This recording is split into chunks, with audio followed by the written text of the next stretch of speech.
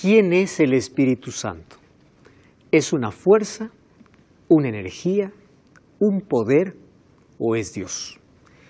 ¿Qué hace el Espíritu Santo? ¿Milagros? ¿Hace que las personas puedan hablar en lenguas? ¿Cuál es su función específicamente? Está comenzando tu programa de Biblia Fácil. Y el tema de hoy es sobre lo que Jesús enseñó acerca de quién es el Espíritu Santo. Estoy con Biblia en mano. ¿Tú estás preparado? Seguramente. Un abrazo para ti que estás viendo este programa a través de la TV, a través del Facebook, a través de YouTube, de cualquier otro medio. Gracias por estar conectado. No es casualidad que hoy estés allí enganchado en este programa. Estamos listos para iniciar un tema sumamente importante que tiene que ver con nuestra experiencia, con nuestra vida, con nuestra salvación. Así que esto es de vida o muerte. Por eso quédate allí, agradecemos tus comentarios también y gracias por estar siempre esperando cada semana tu estudio bíblico semanal, Biblia Fácil. Estoy aquí junto a amigos que cada semana también disfrutamos no solamente de la compañía, sino también del momento maravilloso donde juntos compartimos preguntas, experiencias, pero un propósito que nos une es de poder fundamentar nuestras creencias en la palabra de Dios. ¿Estamos listos para iniciar hoy? ¿Sí? Hoy vamos a hablar acerca de el Espíritu Santo. ¿Quién es el Espíritu Santo? Se habla de que existe un solo Dios. Se habla sobre el Padre, se habla sobre el Hijo, porque de tal manera amó Dios al mundo que dio a su Hijo unigénito.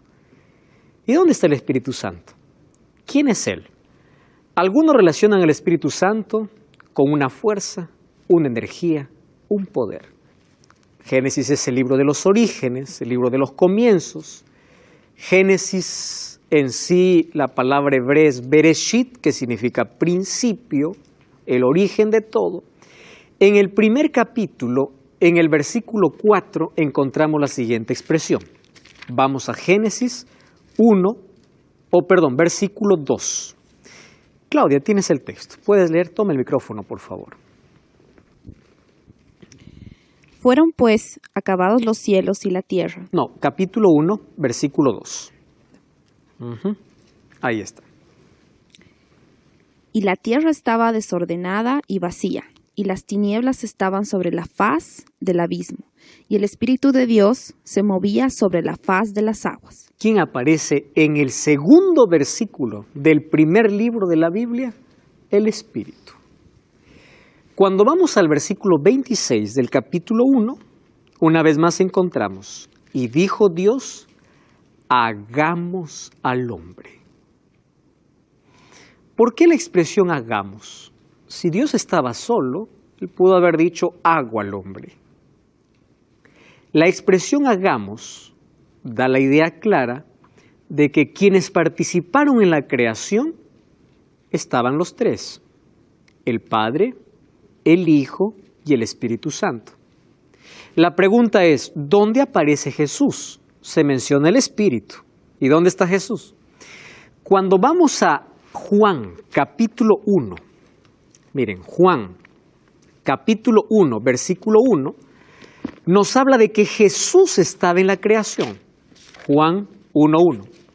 En el principio era el verbo estaba con Dios y el verbo era Dios. Este estaba en el principio, ¿con quién? Con Dios. Cuando se habla del principio, ¿de qué está hablando? Génesis capítulo 1, de un principio, ¿correcto? Y dice así el versículo 3. Todas las cosas por medio de Él fueron hechas y sin Él nada de lo que ha sido hecho fue hecho. ¿Quién es el verbo? Jesús. Entonces, ¿quiénes estaban en la creación? El Padre, el Hijo y el Espíritu. Cuando vamos al último libro de la Biblia, vamos a Apocalipsis, capítulo 1.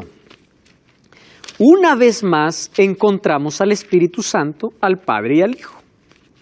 Apocalipsis, último libro de la Biblia. Vamos al capítulo 1.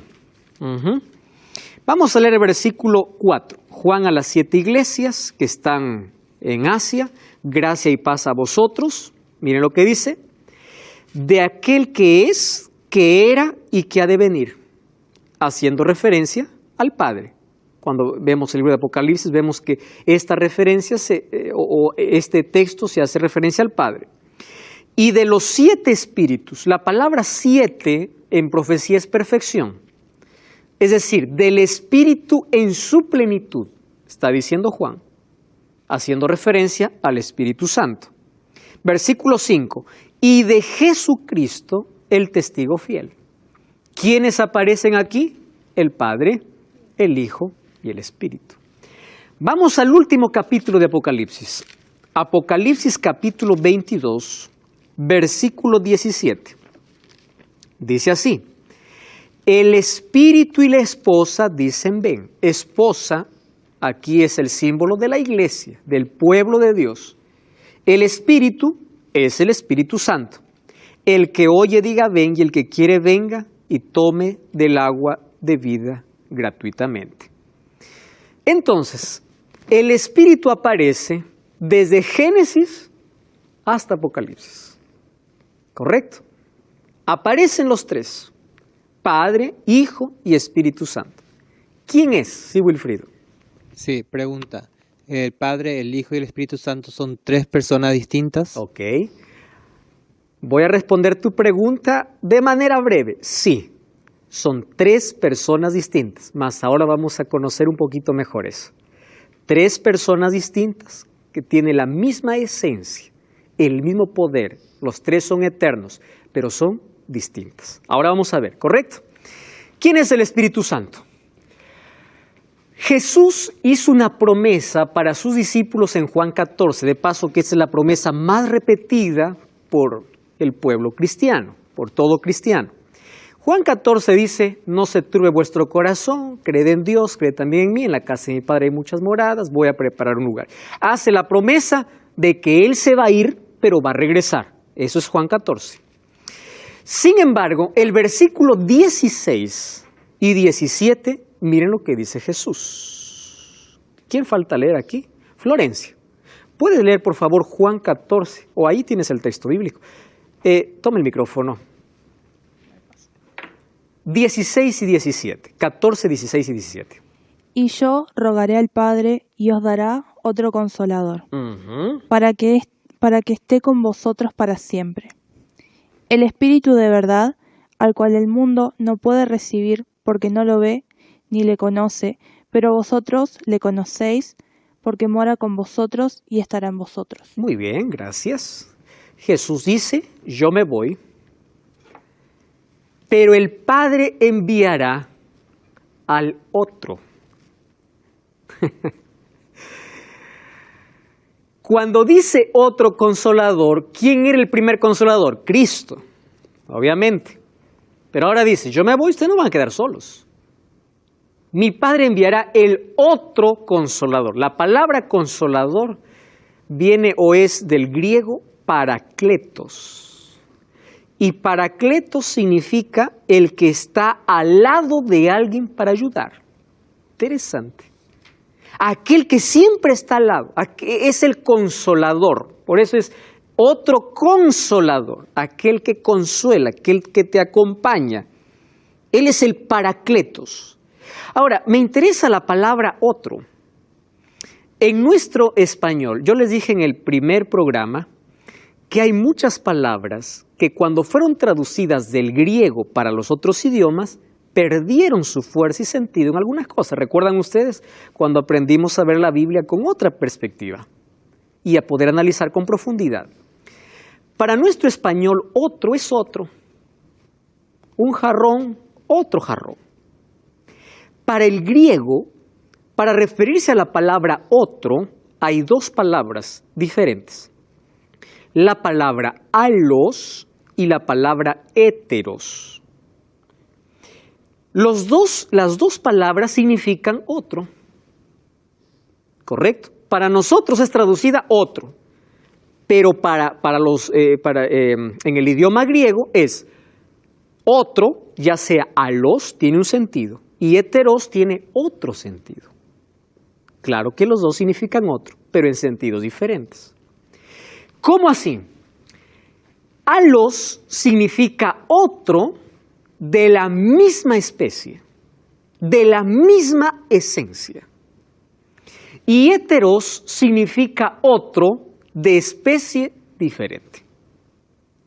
A ver, voy a tomar un examen aquí. Aquí tengo un vaso y aquí tengo otro vaso. ¿Son de la misma fábrica? Sí. ¿La misma marca? ¿La misma agua? Sí. Correcto. ¿Qué más? ¿El mismo envase? Sí. ¿Qué cosa sería? ¿Alos o heteros? Muy bien. Porque son dos separados, pero tienen la misma esencia. Fabricados en el mismo lugar. Las características son iguales. Muy bien. Sin embargo, si yo digo, a ver, aquí tengo una agenda y aquí tengo, voy a cambiar aquí la ilustración. Aquí tengo un micrófono, ¿correcto? O algo más diferente. Aquí tengo un jarrón y aquí tengo otro jarrón. ¿Qué palabra se utilizaría en griego? ¿Héteros o alos? Héteros. ¿Por qué héteros? Porque los dos sí son jarrones, pero son diferentes. ¿Correcto? Este es color rojo, este es color plata, este es más grande, este es más pequeño, pero los dos son jarrones. Este es un jarrón, este es otro jarrón. ¿Se dan cuenta que en nuestro español otro no tiene mucho significado si se trata de lo mismo o de algo diferente? Pero en griego sí. La palabra que Jesús usó para otro consolador no fue la palabra héteros, fue la palabra alos. La mayor evidencia está en Hechos capítulo 5. Vamos a Hechos, ¿sí? Hechos capítulo 5, versículo 3. Hechos capítulo 5, versículo 3 y versículo 4. Hechos 5, 3 y 4. Dice así. ¿Alguien tiene el texto? Bueno, aquí la encontré. Pedro les dijo, Ananías, ¿por qué llenó Satanás tu corazón para que mintieras al Espíritu Santo y sustrajeras del producto de la venta de la heredad, reteniéndola? ¿No te quedaba a ti y vendida no estaba en tu poder? ¿Por qué pusiste esto en tu corazón? No has mentido a los hombres, sino ¿a quién? A Dios. ¿Y a quién está haciendo referencia Pedro? Al Espíritu Santo. ¿Correcto? Entonces, el Espíritu Santo es Dios. Y allí responde una vez más la pregunta de Wilfrido. Dios, nosotros sabemos que Dios está en tres personas, el Padre, el Hijo y el Espíritu Santo. Mejor, los tres forman un solo Dios. Aquí nuevamente vamos a lidiar con nuestro pensamiento occidental. Para el pensamiento hebreo, la palabra un Dios, habiendo tres personas, no es raro, o para ellos es más comprensible. Por ejemplo, para nosotros uno es uno, de unidad, pero en hebreo no. En hebreo hay dos palabras para uno, echid y ejad. Uno significa uno en unidad, ¿correcto? Por ejemplo, Adán y Eva dice que eran los dos una sola carne. ¿Pero cuántos eran? Dos. Pero cuando Dios los bendijo, ¿en qué se convirtieron? En uno. Una sola carne. ¿Cuántos dioses existen? Padre, Hijo y Espíritu Santo. ¿Qué cosa forman? Un Dios. Nuestra mente puede ser tan pequeña para poder comprender en su plenitud cómo es que los tres, siendo totalmente con personalidades diferentes, tienen un mismo propósito, son eternos y los tres son un Dios. ¿Correcto? Ahora, fíjense, ¿cuáles son los atributos de Dios? Dios es omnisciente, omnipotente, eterno, inmutable, bondadoso, es amor y omnipresente. Cuando vamos a la Biblia, encontramos que el Espíritu Santo tiene los mismos atributos de Dios. Por ejemplo, 1 Corintios 2:10 dice que el Espíritu Santo es omnisciente. ¿Qué significa omnisciente? Todo lo sabe. Romanos 15:19 dice que es omnipotente, hablando del Espíritu Santo. Salmo 139 dice que el Espíritu Santo es omnipresente, que está en todo lugar. Y Mateo 12:31 dice que el Espíritu Santo puede llegar a ser blasfemado. Entonces, al tener los atributos de Dios, Él es Dios. Encontramos en la creación Dios Padre, Dios Hijo, Dios Espíritu Santo. Incluso la palabra para Dios en el hebreo es la palabra Elohim. No sé si ustedes escucharon esa expresión. Y Elohim no significa Dios en sí, significa dioses. Esa terminación im es plural. Ahora, ¿cómo los tres son un solo Dios? Es interesante. Para muchos esto puede ser misterio, pero nosotros lo aceptamos por fe. Padre, Hijo y Espíritu Santo. Los tres son un Dios. Otro asunto. Los tres estuvieron en el bautismo de Jesús. ¿Recuerdan? Dios Padre habló. Dios el Hijo estaba siendo bautizado. Estamos hablando del plan de redención. ¿Y quién descendió en forma de paloma? El Espíritu Santo. No es paloma, tomó la forma de una paloma. Cuando Jesús mandó a predicar y a bautizar, Él dice, bauticen ustedes en el nombre del Padre, del Hijo y del Espíritu Santo. El Espíritu Santo es Dios. ¿Cuándo se cumplió esta promesa? Miren lo que dice Juan 7:39. Esto dijo del Espíritu que habían de recibir los que creyesen en Él, pues aún no había venido el Espíritu Santo, porque Jesús no había sido aún glorificado. ¿Cómo que el Espíritu Santo todavía no había venido? Cuando nosotros vamos al Antiguo Testamento, vamos a ver que el Espíritu Santo ya está actuando. En la creación ya tenemos el Espíritu Santo. Cuando Dios mandó hacer el santuario a Moisés, dice que su Espíritu colocó en 2 hombres. Uno de ellos era Aholiab, el otro era Besaleel. El Espíritu Santo ya está actuando. ¿Por qué Jesús dice que aún no ha venido? Porque Jesús no había sido glorificado. Porque en el Antiguo Testamento nosotros encontramos el Espíritu actuando solamente en situaciones específicas. Pero cuando desciende en el Pentecostés, el Espíritu Santo vino para quedarse como el otro consolador. Wilfrido. Podemos ser, no sé si diría la palabra, manipulado por el Espíritu Santo o por algún otro espíritu, o no existe algún otro espíritu. Ok. Existen espíritus y la Biblia habla de espíritus de demonios. La palabra manipulado me parece que va más con el espíritu demoníaco. Satanás manipula, presiona, tienta al ser humano. Pero el Espíritu Santo tiene una obra específica. Y eso vamos a ver. El Espíritu Santo no manipula. Él solo llama, convence. Pero Él no manipula al ser humano. Pero le puede, o sea, por decirte así, la manipulación ahora a lo mejor estaba mal expresado, le puede dominar, gobernar. Ah, ya, ahora te entendí. Puede tomar posesión de una persona. Ahí está la palabra. Gracias allí por la pregunta, porque ahora vamos a ver eso justamente. ¿Ah? Ahora, el Espíritu Santo, primero dice que es un consolador que me acompaña. Ahora, también dijo a sus discípulos, Él estará con vosotros y en vosotros. Al decir está en, allí viene una confusión.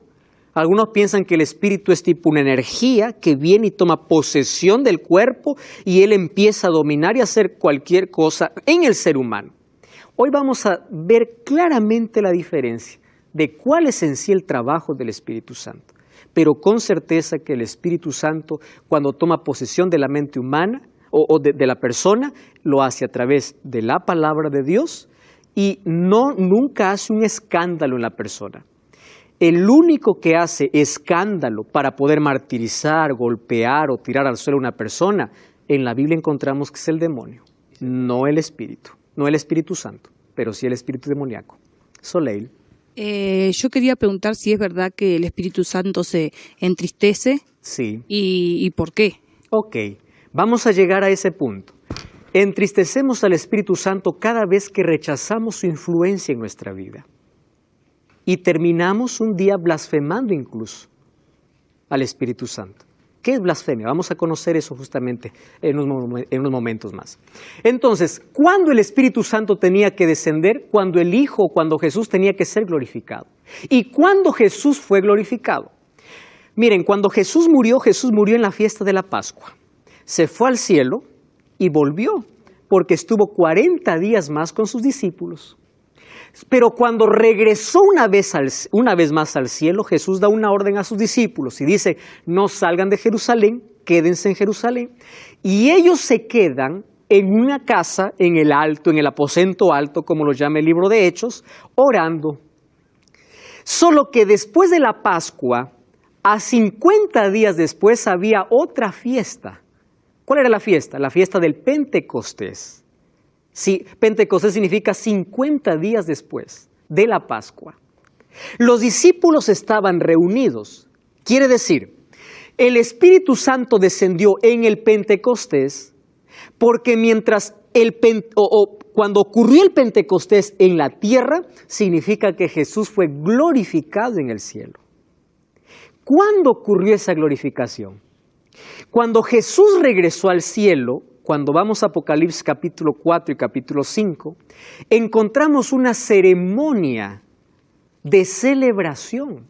Dice, digno es el Cordero, por tu sangre nos redimiste. Ahí están los 24 ancianos, están 4 seres vivientes, están los ángeles, están los querubines, dice, y todos se postran delante de él. Quiere decir que cuando Jesús llega al cielo después de haber muerto en la cruz y rescatado al ser humano, en el cielo hay una bienvenida de celebración. Es el momento de la glorificación del Hijo. Y cuando vamos a Apocalipsis capítulos 5 y 6, dice que nadie era digno de tomar un rollo. Y Juan dice, yo me entristecé mucho. Y alguien me dice, no llores, porque el león de la tribu de Judá, haciendo referencia a Jesús, él es digno. Y dice que él tiene autoridad para poder tener o abrir aquel rollo. ¿El rollo qué significa? Autoridad sobre la historia de la humanidad. Es decir, en el cielo se hizo un acto de celebración, donde al Hijo le es entregado la autoridad de poder juzgar al mundo.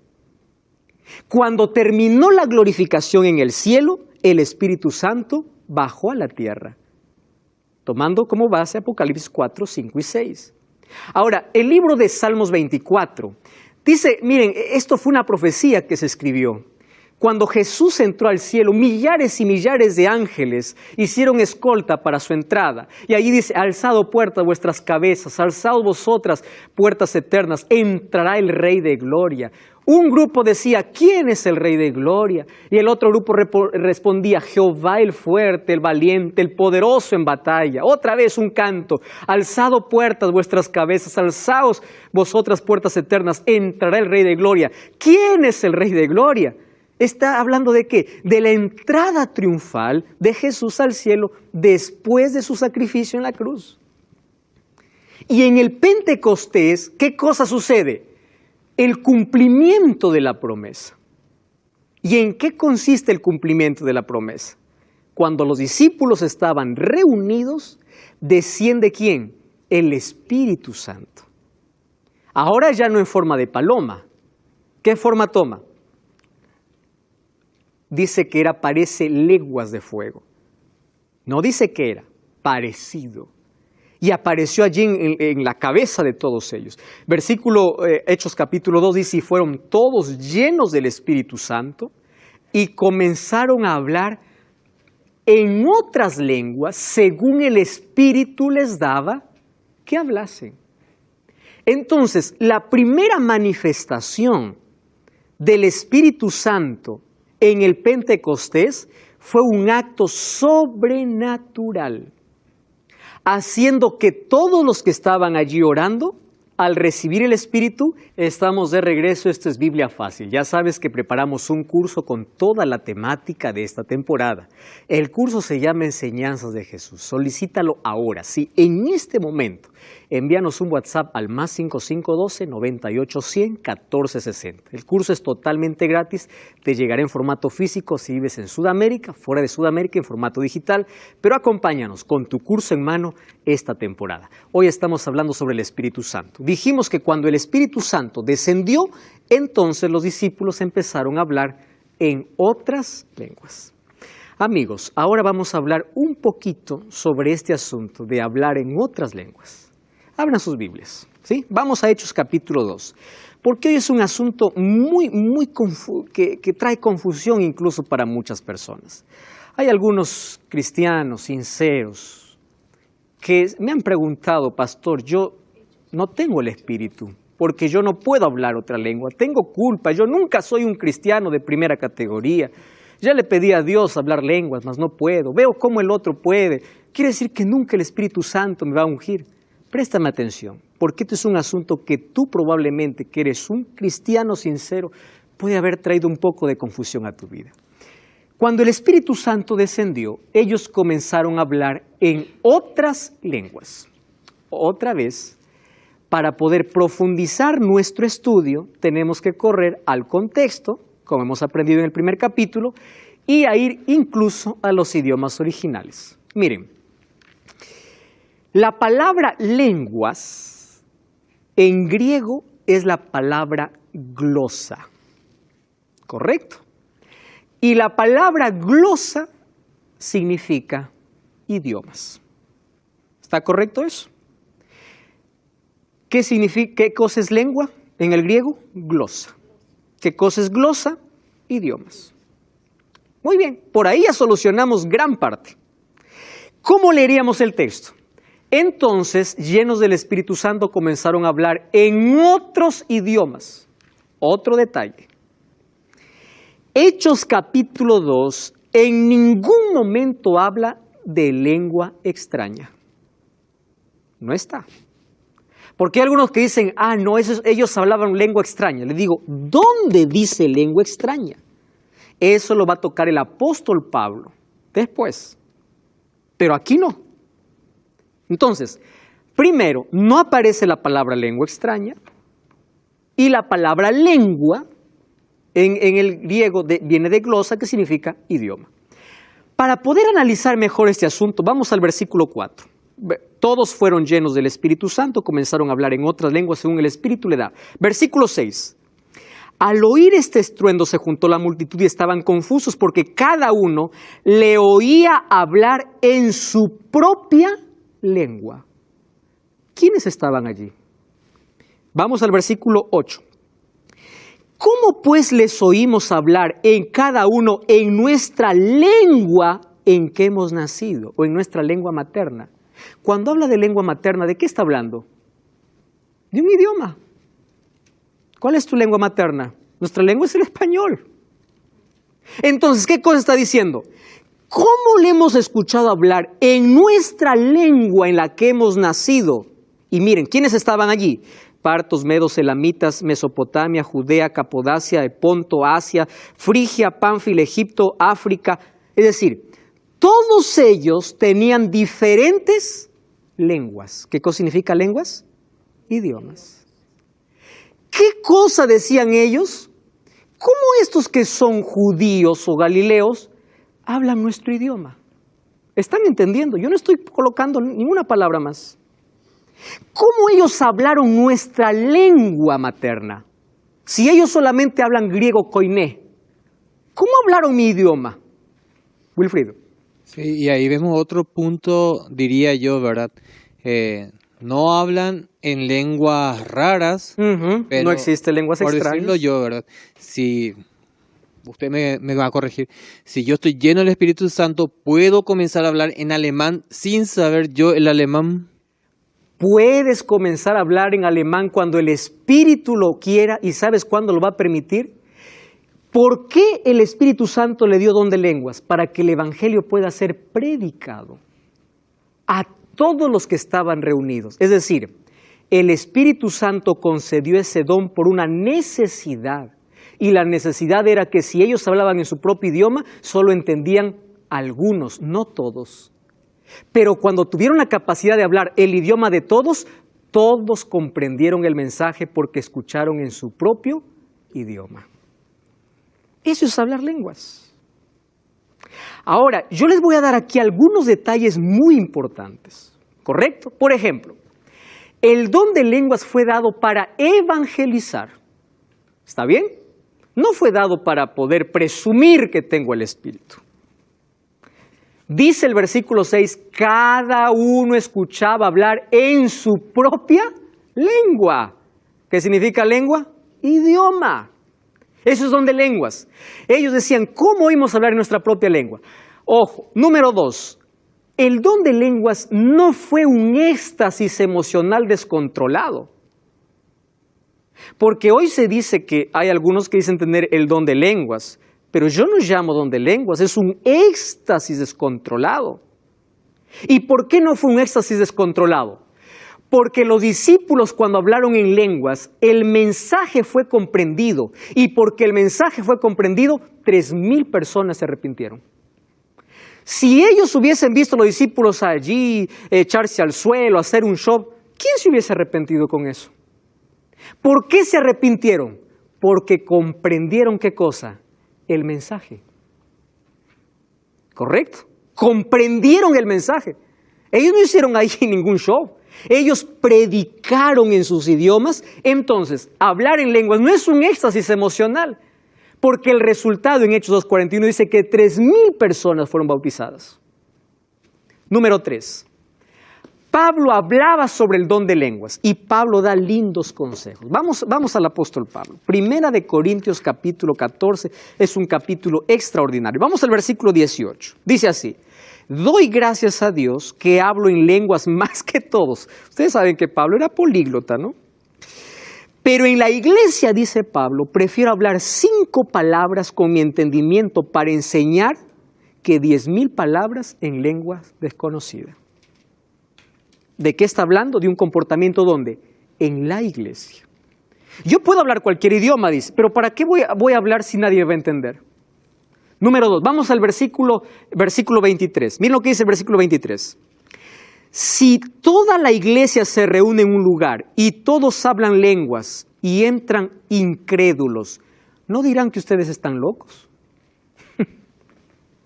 El apóstol Pablo está tratando un problema que se está levantando en Corinto, donde desde ahí ya empezaban un laberinto en las iglesias. Y dice, a ver, si hay alguien que habla más lenguas que ustedes, soy yo. Yo sé idiomas, dice. Pero yo prefiero en la iglesia hablar 5 palabras que todos me entiendan a 10,000 palabras que nadie me entiende. Además, dice, si llega un incrédulo y al ver que todos ustedes están hablando diferentes idiomas, ¿no les dirán que ustedes están locos? En otras palabras, el Espíritu Santo no va a dar un don que en lugar de atraer a las personas, pueda alejar a las personas. Ojo, vamos a ver otro asunto importante acerca del don de lenguas. ¿Cuál es el propósito de los dones? Edificar la iglesia y impulsar el cumplimiento de la misión. Es decir, el don de lenguas en el Nuevo Testamento fue dado por una necesidad. Y cuando vamos a Efesios 4, Romanos 12 y 1 Corintios 12, vamos a encontrar que ningún don fue dado para vanagloria espiritual. Si los dones no edifican y no cumplen la misión, no puede ser un don de Dios. porque los dones tienen dos características. Entonces yo pregunto, ¿aquel que dice hablar lengua, pero ni él entiende lo que dice, ¿se edifica él? No. ¿Edifica a otro? No. ¿Cumple con la misión? Entonces no puede ser un don del Espíritu. Otro asunto, el don de lenguas no es un don para todos. Miren, 1 Corintios 12:11, miren, voy a leer así textualmente. 12:11, dice así: pero todas estas cosas las hace uno y el mismo Espíritu, repartiendo a cada uno como Él quiere. ¿Pero de qué está hablando? Versículo 10. A otro le da el don de hacer milagros, de profecía, de discernir espíritus, diversos géneros de lenguas, y a otro de interpretación. ¿Pero qué dice? El Espíritu reparte a cada uno como quiere. A uno le da el don de predicar, el otro de enseñar, el otro de sonreír, el otro de hablar idiomas, el otro le da don de sanidad, etc. Pero a cada uno le entrega diferente. ¿De dónde vino la idea de que todos tienen que tener el mismo don? Eso no es bíblico. Otra cosa, el problema es que algunos no diferencian entre dones entre dones y fruto del Espíritu. Présteme atención aquí. El fruto del Espíritu es la evidencia que tienes el Espíritu en tu vida, no un don. ¿Me están entendiendo? ¿Cuál es la evidencia? El fruto. El don Dios nos da a cada uno diferente. La evidencia de que tengo el Espíritu es el fruto. ¿Cuál es el fruto? Gálatas 5:22. El fruto del Espíritu es amor, gozo, paz, paciencia, benignidad, bondad, fe. Es decir, esa es la evidencia de que tienes el Espíritu. Cuando alguien dice, no, la evidencia es de que yo puedo hablar lenguas, no. El don nunca fue una evidencia. ¿Y saben por qué nunca fue una evidencia, un don? Porque en la Biblia encuentro hombres y mujeres que fueron llenos del Espíritu y nunca hablaron lenguas. Juan nunca habló lenguas. Juan Bautista. Jesús. No me digan que no era lleno del Espíritu. Porque un don no es la evidencia. El fruto sí. Ahí tenemos que hacer la diferencia. Otra cosa. ¿Qué cosa no es un don de lenguas? Aquí coloqué algunas ideas. Por ejemplo, don de lenguas no es un griterío. Vamos a Efesios. Miren, abran sus Biblias. Efesios capítulo 4, versículo 30. Dice así: no entristezcáis al Espíritu Santo de Dios, con el cual fuisteis sellados para el día de la redención. Quítense de vosotros toda amargura, enojo, ira, gritería. Quiere decir que donde está el Espíritu, ¿qué cosa no hay? Ni enojo, ¿qué cosa más? Ni ira, ni gritería. Wilfried. Pregunta. ¿No se está refiriendo ahí a la gritería de violencia? Violencia. Ok, ahora te explico. Cuando habla de gritería, aquí, ¿en qué contexto está hablando el apóstol Pablo? De una nueva vida que se tiene que renovarse en Cristo. Mas ahora voy a contestar esa misma pregunta con el otro texto. ¿Correcto? Y el otro texto es el siguiente. Vamos a 1 Corintios capítulo 14. Volvemos a 1 Corintios capítulo 14. Mira el versículo 33, ahora para ver la coherencia que hay con Efesios. Dice así: Dios no es Dios de confusión, sino Dios de paz. Y el versículo 40 dice: hágase todo decentemente y con orden. ¿Comprendes? ¿En qué contexto está hablando? En el contexto.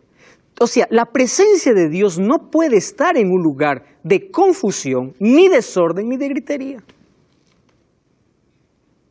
Otra cosa, nunca el Espíritu Santo encuentro en la Biblia que puede arrojar a una persona al suelo. En cambio, el libro de Marcos 9:18 dice que el demonio sí puede arrojar a una persona al suelo. Eso no lo digo yo, dice la Biblia. No es una evidencia esa del Espíritu Santo. El Espíritu Santo nunca te hace perder la conciencia. Al contrario, cuando eres bautizado por el Espíritu Santo desarrollas dominio propio, no la pérdida de los sentidos. Otra cosa, el don de lenguas no provoca un pico de emociones ni desorden. ¿Qué cosa dice el apóstol Pablo? Porque Dios es Dios de paz y no de confusión. Y ya les dije que esto no es evidencia porque hay muchos hombres llenos del Espíritu Santo que no hablaron lenguas. Hoy en YouTube encontramos técnicas para hablar en lenguas. Eso podría ser un don. ¿Qué cosa es el don de lengua? Alguien me escribió así: pastor, usted no cree en el don de lenguas, pero la Biblia dice que existe el don de lenguas. Espera un momento, yo sí creo en el don de lenguas. Yo soy un defensor incluso del don de lenguas. Yo creo que el don de lenguas existe, que edifica, yo sí creo. Pero ¿cuál es el criterio bíblico para aquellos que tienen el don de lenguas? No lo digo yo, lo dice la Biblia. Miren, primer criterio. Vamos allí a 1 Corintios 14, 27. Miren lo que dice el apóstol Pablo a respecto de aquellos que hablan lengua. 1 Corintios, capítulo 14, versículo 27. Dice así: si alguien habla en lengua extraña, que sean 2 o máximo 3 y por turno, pero que haya un intérprete. Pero ¿cómo vas a interpretar si ni siquiera tú sabes lo que estás diciendo? ¿Están entendiendo? Esto es un concepto bíblico. No dice todos empiecen a hablar, dice 2, máximo 3. Yo creo en el don de lenguas. Cuando alguien empieza a hablar en lenguas, 1, 2, de manera sucesiva, y hay alguien que interpreta y dice, él está diciendo lo siguiente. Porque lo que está hablando, ¿qué cosa es? Un idioma. Número 2. Debe haber traductor, eso ya dijo el texto, ¿verdad? A alguien que lo interprete. Número 3, debe ser entendido, claro, porque cuando el Espíritu Santo se derramó y los discípulos hablaron lenguas, ¿quiénes lo entendieron? Todos. Lo comprendieron. Número 4, debe cumplir el papel de edificar a la iglesia, porque si no edifica, ¿para qué el Espíritu Santo va a colocar un don así? Por eso es que hemos rebajado incluso al Espíritu Santo solamente a lenguas y milagros. Amigos, ustedes saben, yo les voy a contar un poquito la historia de cómo apareció.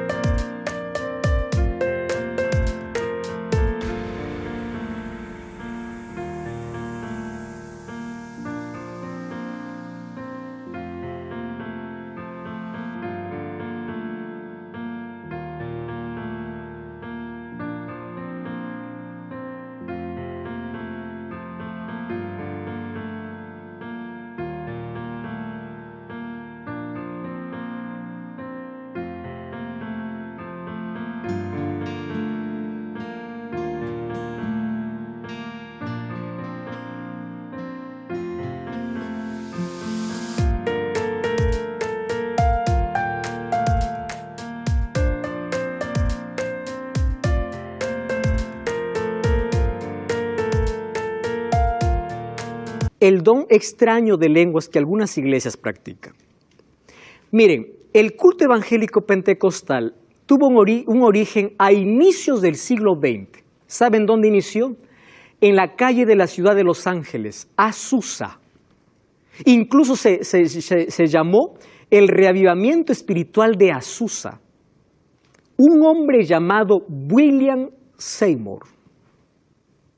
¿Qué cosa hizo él? Los creyentes afirmaban ser movidos por el Espíritu que les permitía hablar en lenguas desconocidas y obrar curaciones y milagros.